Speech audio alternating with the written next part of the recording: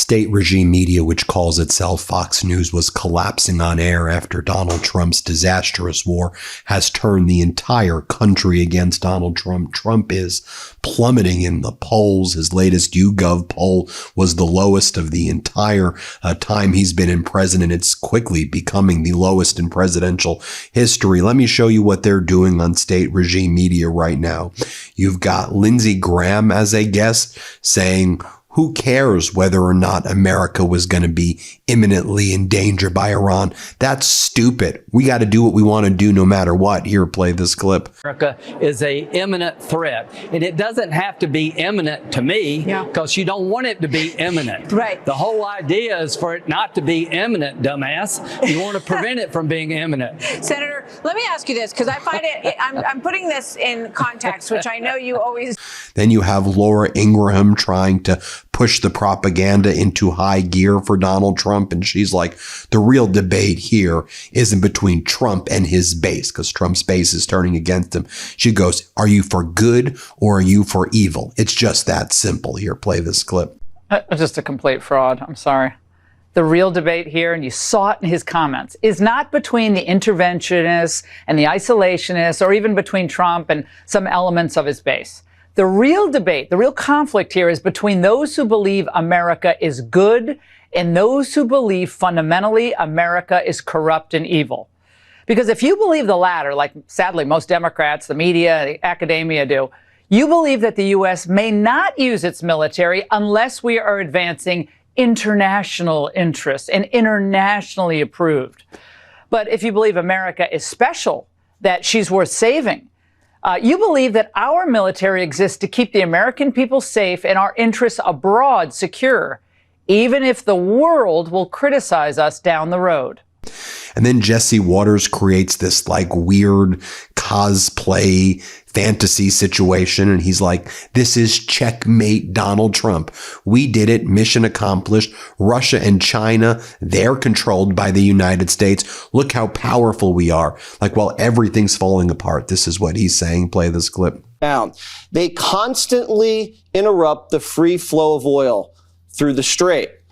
It jacks up prices, it jacks up premiums, it boosts inflation, and China buys all the cheap sanctioned oil. That's not going to happen anymore, because what we've done here is now with Venezuela and Iran, we've basically tipped over two petro dictatorships, both proxies of Russia and Iran. It weakens both of those countries. And we now control almost the entire world oil market.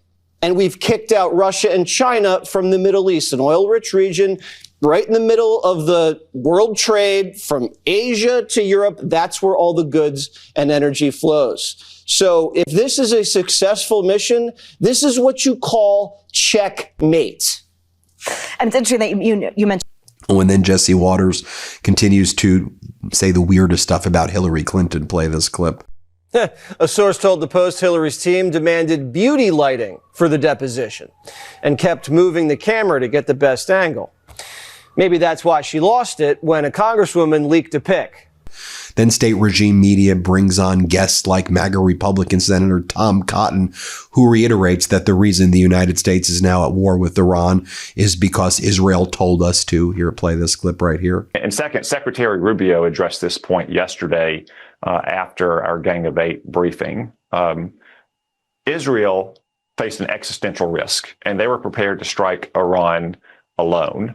If that happened, Iran was very likely to target our troops. That may address the question of why now? Why not 2 weeks ago? Why not 2 months from now? The president, though, did not want to put our troops in harm's way. The more fundamental question, though, is why? Why did we have to carry out this operation against Iran? And as I said, that's because they have a vast missile arsenal that far exceeds our combined missile defenses, and it gets worse every single month. And that is an unacceptable threat to the United States. So, Senators, people have to... I mean, you hear him say it for yourself. They bring on Donald Trump's ambassador to the United Nations, Mike Waltz, who was previously the national security advisor, but was moved to the UN ambassador position after he leaked all those messages on Signal chat. And he goes, this is precisely what 77 million Americans voted for. Play this clip. And here's the thing that 77 million Americans voted for. They voted for a president who keeps to his word, who keeps to red lines, and doesn't get taken advantage of with bad deals like Obama did and like Biden did. That's what America voted for, and that's what they're getting in President Trump. And then Jesse Waters is like, you know what? Gas prices are going up and this may be bad right now, but just stick with the plan and things will be good in the future. Here, play this clip. It's hard when you don't have any weapons and you live in a police state. So Trump will try to shape what happens on the ground from the carriers, and I'm sure the CIA is going to be passing a lot of cash around. How does this affect the American people? Well, the market opened lower and then it snapped back and closed about flat.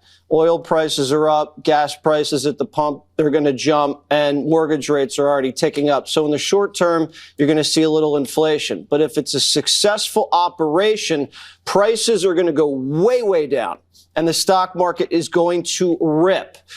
Russia's not going to have a supply of drones that they're using to just decimate Ukraine, so it's going to push them towards peace. And the Chinese aren't going to be able to suck up all that cheap sanctioned Iranian oil. And we'll have full control over the oil-rich Middle East. And then we can pivot to the Pacific and stare down Beijing. But until then, you just pray for the boys, you pray for the president, and hope everything goes well.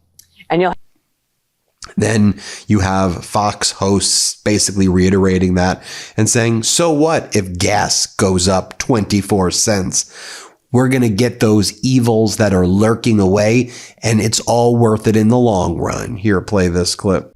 That's why it kills me to listen to him. He just inserted himself in foreign policies and international geopolitics in Germany, at flaunting and advocating for his potential 2028 run, and then comes back and has the nerve to say that when his policies have absolutely had such an impact on living in California in so many different ways of cost, everyone has fled. And by the way, if he even had a slight understanding of what was going on in the region, I would say, let's pretend what he said was accurate and it's additional 24 cents. I will gladly pay that to be safe from all of the evils that were lurking there latently while he gets to comb his hair and go to French Laundry. So I see him as a joke, and I'm not quite sure why he is clearly surrounded by yes people who are not saying to him, hey, Governor, I think you should sit this one out. This is for the adults.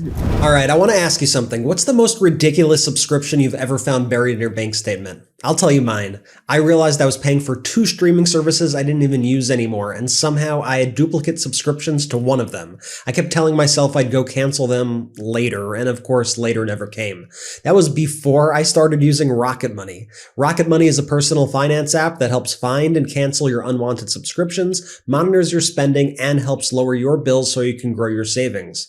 What I love is that it actually shows you every subscription in one place, and if you don't want it, you could cancel right inside the app with just a few taps. No digging through passwords, no sitting on hold. It's simple. It also automatically categorizes your transactions across accounts, so you could actually see where your money is going. Dining, shopping, subscriptions. It's eye-opening. And once you see the patterns, you can set budgets and goals that actually make sense. It feels like having a financial assistant keeping you honest.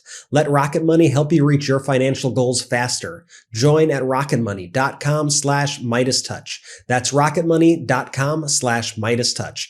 rocketmoney.com/MeidasTouch. MEIDASTOUCH. Then you have this Fox host talk about how Donald Trump is definitely meeting the moment. And when it comes to the service members who were killed, Trump has taken it with the gravitas it deserves. The gravitas it deserves. You mean when Donald Trump was bragging about the ballroom or pointing to people in the audience and saying that they look young and hot and they have good genes? Or when Donald Trump said that his dad Fred was born in Germany when his dad was born in New York City? But go ahead, go talk about it. Play this. Being a loved one of someone who has deployed under Biden and deployed under President Trump, there's a real difference in that stress level. A phenomenal delta between the two. And this is a president who understands the stewardship of our greatest treasure, which is our brave men and women in uniform and in the shadows, and does not take the loss of those 6 American lives lightly. He takes it with the gravitas that it deserves, and I find it despicable that, for example, behind Schumer, we saw Senator Kaine called it an invasion of Iran. Then they have this host called Tyrus, And this host called Tyrus says, you know, we're never going to get a fair shake from mainstream media. You know what? Like, we're not going to let anybody bully us. Here, play this clip. Well, a couple of things. First of all, we're not going to get a fair shake from mainstream media. Here's, we had this major event happen, and the question was, did Israel force your hand to launch these strikes? So they can't even respect him just to get an answer. You leave your issues with the Orange Dragon out to ask a question for the American people. I don't think anyone was interested, did Israel bully you into, like, you're just trying to, always taking a shot at his manhood, always trying to attack him to get him to, and I was very excited to see that he did not jump into it. He just answered them very calm. He's very tempered now. And the thing is like... Okay, first off, all mainstream media, corporate news is owned by right-wing oligarchs right now. Like, what the hell are you talking about? This was a funny moment, though, where you had the Fox host talking to General Jack Keane, and the Fox host, Will Cain, is like, I just want to let you know, I respect you. I respect you a lot. I like what you do. And I think I'm not going to say I'm against this war. I'm not going to say I'm for the war. And then you'll see that the guest is like, can you just shut up and ask me the question already? Here, let's play this clip. Well, it's not 100% clear to me, General, and that's not to suggest that I don't support 100% what is happening, nor that I 100% offer my support. I just think I want to ask a couple of critical questions, and I hope you know how much respect I have for your service, and I think it goes without saying to anybody watching how much respect I have for the men making this decision. You don't have to patronize me. Just ask the question. Go ahead. Come on, ask it. To be clear, General, I'm not patronizing you. I'm trying to have a very serious conversation in front of the American people. The men making these decisions have my utmost respect. This is less about you than everybody making these decisions. And this is about the American people understanding the investment that lies before them. But what I did find fascinating is that there were some Fox hosts that were like, enough already.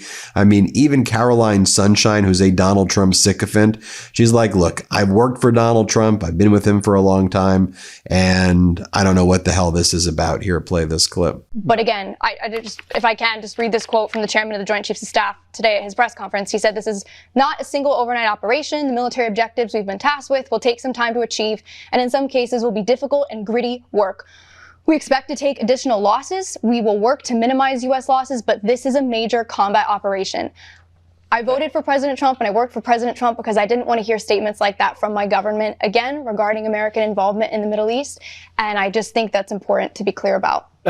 More from Caroline Sunshine here so you can see what she had to say. Let's play this clip. What do you think about that? And the real question also is, are any of those objectives in the direct national interest of the United States and of the American people? Yep. Or is this going to become another regime change war that the American people rejected and did not vote for? If they wanted that, they would not have voted for Donald Trump as many times as they have and put him in the Oval Office.